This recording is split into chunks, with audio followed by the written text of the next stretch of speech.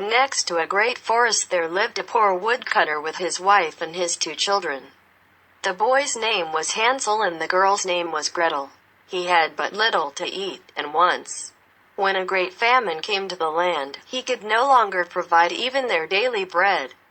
One evening as he was lying in bed worrying about his problems, he sighed and said to his wife, "What is to become of us? How can we feed our children when we have nothing for ourselves?" "Man, do you know what?" answered the woman. "Early tomorrow morning we will take the 2 children out into the thickest part of the woods, make a fire for them, and give each of them a little piece of bread. Then leave them by themselves and go off to our work. They will not find their way back home, and we will be rid of them." "No, woman," said the man. "I will not do that. How could I bring myself to abandon my own children alone in the woods? Wild animals would soon come and tear them to pieces." "Oh, you fool," she said, "then all 4 of us will starve. All you can do is to plane the boards for our coffins." And she gave him no peace until he agreed. "But I do feel sorry for the poor children," said the man. The 2 children had not been able to fall asleep because of their hunger, and they heard what the stepmother had said to the father. Gretel cried bitter tears and said to Hansel, "It is over with us. Be quiet, Gretel," said Hansel, "and don't worry. I know what to do." And as soon as the adults had fallen asleep, he got up, pulled on his jacket, opened the lower door, and crept outside. The moon was shining brightly, and the white pebbles in front of the house were glistening like silver coins. Hansel bent over and filled his jacket pockets with them, as many as would fit. Then he went back into the house and said, "Don't worry, Gretel. Sleep well. God will not forsake us." Then he went back to bed. At daybreak, even before sunrise, the woman came and woke the 2 children. "Get up, you lazy bones. We're going into the woods to fetch wood." Then she gave each one a little piece of bread, saying, "Here is something for midday. Don't eat it any sooner, for you'll not get any more." Gretel put the bread under her apron, because Hansel's pockets were full of stones. Then all together they set forth into the woods. After they had walked a little way, Hansel began stopping again and looking back toward the house. The father said, "Hansel, why are you stopping and looking back? Pay attention now. And don't forget your legs." "Oh, father," said Hansel, "I am looking at my white cat that is sitting on the roof and wants to say goodbye to me." The woman said, "You fool, that isn't your cat. That's the morning sun shining on the chimney." However, Hansel had not been looking at his cat but instead had been dropping the shiny pebbles from his pocket onto the path. When they arrived in the middle of the woods, the father said, "You children gather some wood, and I will make a fire so you won't freeze." Hansel and Gretel gathered together some twigs. A pile as high as a small mountain. The twigs were set afire, and when the flames were burning well, the woman said, "Lie down by the fire and rest. We will go into the woods to cut wood. When we are finished, we will come back and get you." Hansel and Gretel sat by the fire. When midday came, each one ate his little piece of bread, because they could hear the blows of an axe. They thought that the father was nearby. However, it was not an axe. It was a branch that he had tied to a dead tree and that the wind was beating back and forth. After they had sat there a long time, their eyes grew weary and closed, and they fell sound asleep. When they finally awoke, it was dark at night. Gretel began to cry and said, "How will we get out of woods?" Hansel comforted her. "Wait a little until the moon comes up, and then we'll find the way." After the full moon had come up, Hansel took his little sister by the hand. They followed the pebbles that glistened there like newly minted coins, showing them the way. They walked throughout the entire night, and as morning was breaking, they arrived at the father's house. They knocked on the door, and when the woman opened it and saw that it was Hansel and Gretel, she said, "You wicked children, why did you sleep so long in the woods? We thought that you did not want to come back." But the father was overjoyed when he saw his children once more, for he had not wanted to leave them alone. Not long afterward there was once again great need everywhere, and one evening the children heard the mother say to the father, "We have again eaten up everything. We have only a half loaf of bread, and then the song will be over. We must get rid of the children. We will take them deeper into the woods so they will not find their way out. Otherwise there will be no help for us." The man was very disheartened, and he thought it would be better to share the last bit with the children. But the woman would not listen to him, scolded him, and criticized him. He who says A must also say B, and because he had given in the first time, he had to do so the second time as well. The children were still awake and had overheard the conversation. When the adults were asleep, Hansel got up again and wanted to gather pebbles as he had done before. But the woman had locked the door, and Hansel could not get out. But he comforted his little sister and said, "Don't cry, Gretel. Sleep well. God will help us." Early the next morning the woman came and got the children from their beds. They received their little pieces of bread, even less than the last time. On the way to the woods, Hansel crumbled his piece in his pocket, then often stood still and threw crumbs onto the ground. "Hansel, why are you always stopping and looking around?" said his father. "Keep walking straight ahead. I can see my pigeon sitting on the roof. It wants to say goodbye to me." "Fool," said the woman, "that isn't your pigeon. That's the morning sun shining on the chimney." But little by little Hansel dropped all the crumbs onto the path. The woman took them deeper into the woods than they had ever been in their whole lifetime. Once again a large fire was made, and the mother said, "Sit here, children. If you get tired you can sleep a little. We're going into the woods to cut wood. We will come and get you in the evening when we are finished." When it was midday, Gretel shared her bread with Hansel, who had scattered his piece along the path. Then they fell asleep, and evening passed, but no one came to get the poor children. It was dark at night when they awoke, and Hansel comforted Gretel and said, "Wait, when the moon comes up I will be able to see the crumbs of bread that I scattered, and they will show us the way back home."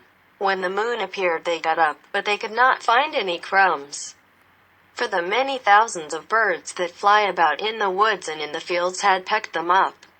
Hansel said to Gretel, "We will find our way," but they did not find it. They walked through the entire night and the next day from morning until the evening, but they did not find their way out of the woods.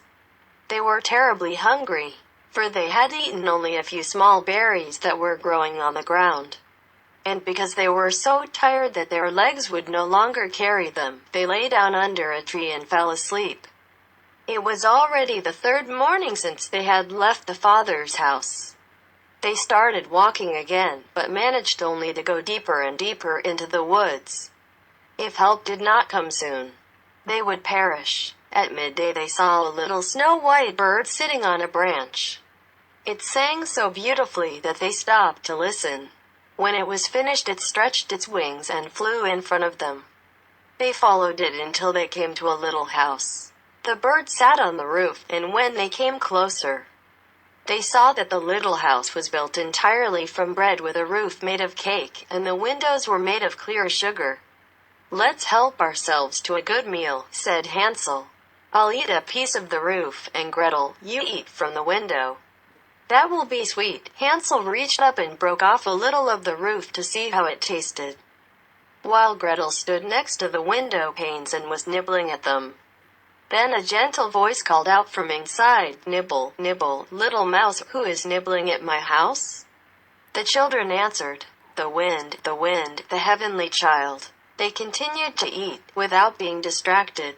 Hansel, who very much liked the taste of the roof, tore down another large piece, and Gretel poked out an entire round window pane. Suddenly the door opened, and a woman, as old as the hills and leaning on a crutch, came creeping out. Hansel and Gretel were so frightened that they dropped what they were holding in their hands. But the old woman shook her head and said, "Oh, you dear children, who brought you here? Just come in and stay with me. No harm will come to you." She took them by the hand and led them into her house. Then she served them a good meal, milk and pancakes with sugar, apples, and nuts. Afterward she made 2 nice beds for them, decked in white. Hansel and Gretel went to bed, thinking they were in heaven. But the old woman had only pretended to be friendly. She was a wicked witch who was lying in wait there for children. She had built her house of bread only in order to lure them to her, and if she captured one, she would kill him, cook him, and eat him. And for her that was a day to celebrate. Witches have red eyes and cannot see very far, but they have a sense of smell like animals, and know when humans are approaching. When Hansel and Gretel came near to her, she laughed wickedly and spoke scornfully. "Now I have them. They will not get away from me again." Early the next morning, before they awoke, she got up, went to their beds, and looked at the two of them lying there so peacefully, with their full red cheeks. "They will be a good mouthful," she mumbled to herself. Then she grabbed Hansel with her withered hand and carried him to a little stall, where she locked him behind a cage door. Cry as he might, there was no help for him. Then she shook Gretel and cried, "Get up, lazy bones. Fetch water and cook something good for your brother. He is locked outside in the stall and is to be fattened up. When he is fat, I am going to eat him." Gretel began to cry, but it was all for nothing. She had to do what the witch demanded. Now Hansel was given the best things to eat every day, but Gretel received nothing but crayfish shells. Every morning the old woman crept out to the stall and shouted, "Hansel, stick out your finger, so I can feel if you are fat yet." But Hansel stuck out a little bone, and the old woman, who had bad eyes and could not see the bone, thought it was Hansel's finger. And she wondered why he didn't get fat. When 4 weeks had passed and Hansel was still thin, impatience overcame her, and she would wait no longer. "Hey, Gretel," she shouted to the girl. "Hurry up and fetch some water. Whether Hansel is fat or thin, tomorrow I am going to slaughter him and boil him." Oh, how the poor little sister sobbed as she was forced to carry the water, and how the tears streamed down her cheeks. "Dear God, please help us," she cried. "If only the wild animals had devoured us in the woods, then we would have died together." "Save your slobbering," said the old woman. "It doesn't help you at all." The next morning Gretel had to get up early, hang up the kettle with water, and make a fire. "First we are going to bake," said the old woman. "I have already made a fire in the oven and kneaded the dough." She pushed poor Gretel outside to the oven, from which fiery flames were leaping. "Climb in," said the witch, "and see if it is hot enough to put the bread in yet." And when Gretel was inside, she intended to close the oven and bake her, and eat her as well. But Gretel saw what she had in mind, so she said, "I don't know how to do that." "How can I get inside, stupid goose?" said the old woman. "The opening is big enough. See, I myself could get in." And she crawled up, stuck her head into the oven. Then Gretel gave her a shove, causing her to fall in. Then she closed the iron door and secured it with a bar. The old woman began to howl frightfully, but Gretel ran away, and the godless witch burned up miserably. Gretel ran straight to Hansel, unlocked his stall, and cried, "Hansel, we are saved. The old witch is dead." Then Hansel jumped out, like a bird from its cage when someone opens its door.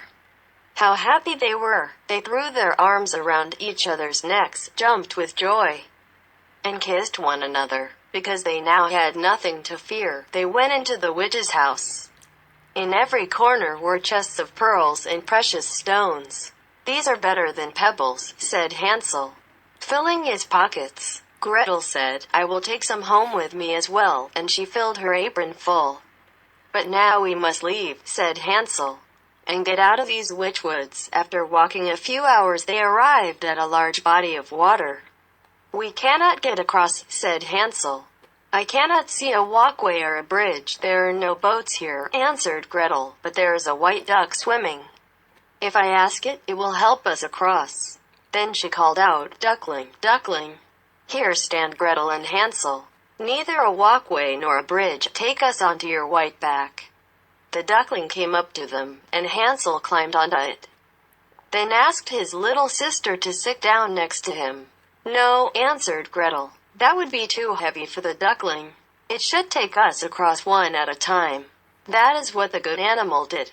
And when they were safely on the other side, and had walked on a little while, the woods grew more and more familiar to them, and finally they saw the father's house in the distance.